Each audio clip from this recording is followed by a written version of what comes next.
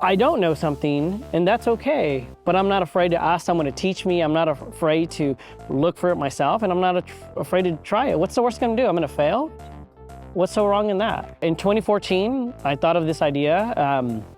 Started in 2010, which was a recession. A lot of people had lost their jobs. A lot of people had lost even more than jobs. And I was always worried of what's gonna happen at the next recession. This is Maestro Minute, the show that discusses all things real estate, sharing interviews with the most successful people in the industry. Hear from their perspective and what they are doing to achieve success. Get exclusive tips on how you can also succeed in real estate. Maestro Minute is brought to you by Maestro Development. Here's your host, Nareg Muradian. Really excited to have our guest today, Armando Rodarte. Armando, thanks for joining, man. Thank you. Good to see you. Likewise, good to see you too. So Armando brings a wealth of experience, not only from the general contracting world, but the subcontracting world. So today, kind of want to do a deep dive, talk to Armando a little bit about what that's about, what his experiences are through that, kind of where we could do better in the world as a GC and a subcontractor, and then how and what's the future of the subcontracting business. Obviously, there's AI coming in and everything. So having said that, just a quick intro on you, Armando. You started at Cal Poly. We both are Cal Poly guys. I met you when we were both working for a GC, a general contractor, and then we kind of both went our separate ways. Give the viewers a little background of your roadmap to where you've gotten to where you're at. Right now, you're a CEO of multiple subcontracting companies. You're running a lot of work in California. Yeah, so tell us a little bit about yourself. All right, so I'll go back a little bit into my college, and we both graduated from construction management from Cal Poly Pomona. I started my internship on the general contracting side, where I actually had the honor and pleasure of meeting you as one of my early mentors. That's right. I forgot I was your mentor. Yeah, one of my early mentors. Yeah, I must have done well, because look at you. You know what? You did well. You did well. So I learned a lot, and it was a short period of time that I worked in the general contracting world, but I think I understood the concepts early, and I think that I gravitated towards you early because of that spirit of always questioning things, never accepting an answer of, it is what it is, and just do it because I said so. And I think that really helped push to question how to make things better. So in 2010, I had an opportunity to start a framing company, subcontracting business. And in 2010, I started in a garage, just three of us. And fast forward into today, it's 3 separate companies. We just hit 200 employees for the first time.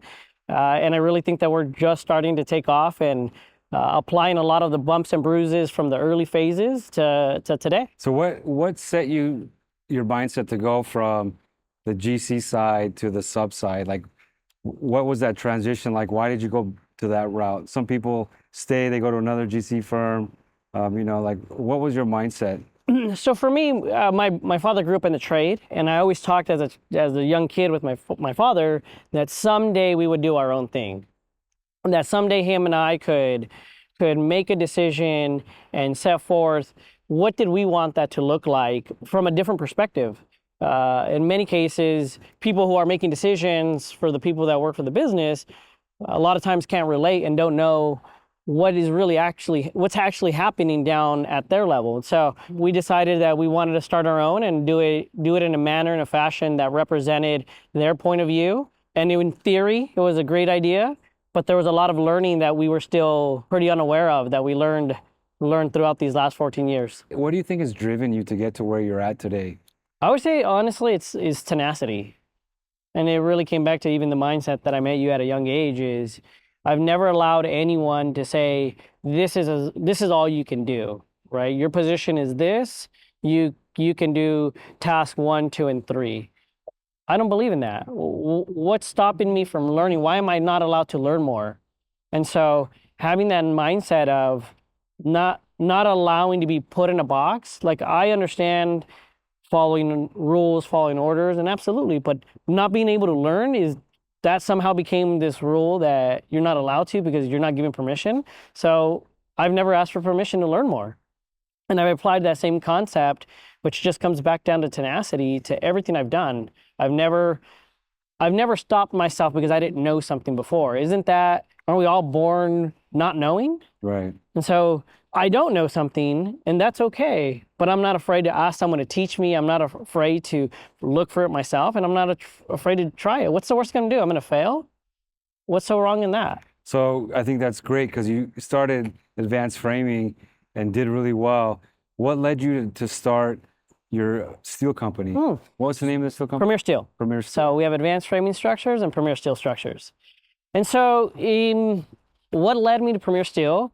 I'd say that a piece of it was being young and naive, thinking that I could do it all. I learned with time that that wasn't necessarily true, that there was a lot more I could have and should have been doing with Advanced to further my business. But what actually led to Premier Steel was in 2014, I thought of this idea.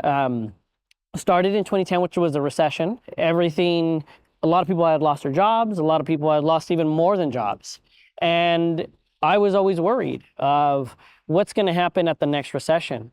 And so at the next recession, and was I going to sit and wait for the next recession and then go, oh, what do we do now?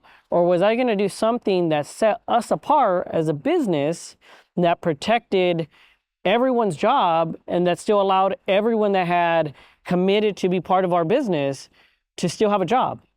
And so it was a little extreme because in 2014, people were celebrating, finally being out of a recession, making money again.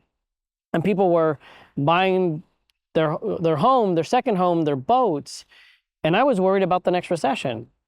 And a lot of friends of mine from the same age group were I would say, I don't want to say critical, but we're questioning, why was I so serious? That was always the kind of the comment, why was I so serious? I decided that if I could open up a business that was complementary to what we already did, that was actually affecting our current production, and I could do it better than what is currently being done, specifically on what's called our combo projects, that it would give us a unique advantage to any other rough carpentry in our area.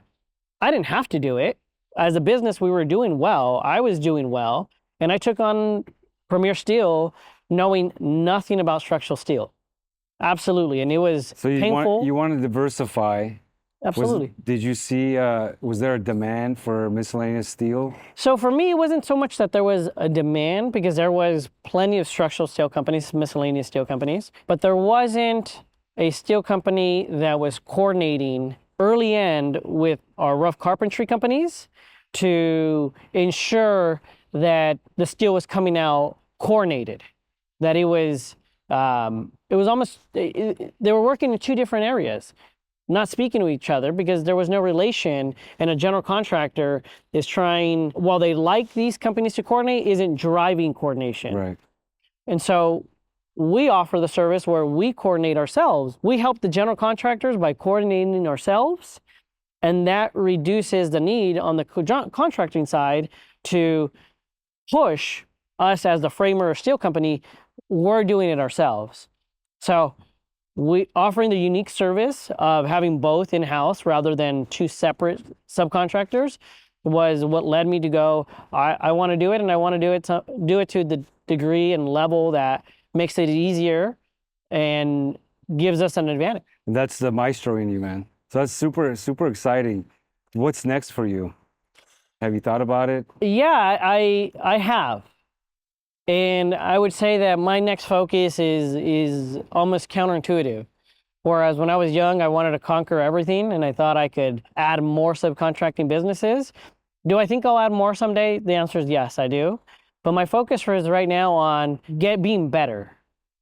I don't necessarily focus on how much more we're going to grow, whether it's 250 employees, 300 employees. I want to run a better business. Our business to offer careers to the people that are in our business today, that's not just a job, that's a career, that they follow the values that we as a business have left that come from my father, and ultimately run a better business and just be happy doing it.